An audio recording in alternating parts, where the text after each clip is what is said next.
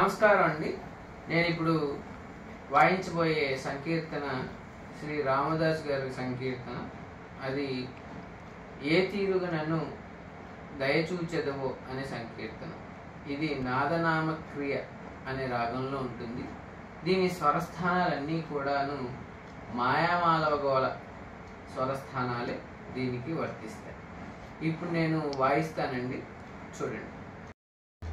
ఇది ఏకతాళంలో ఉంటుంది, ఆది తాళంలో కూడా వాయించవచ్చు. ఒకసారి వాయిస్తా చూడండి.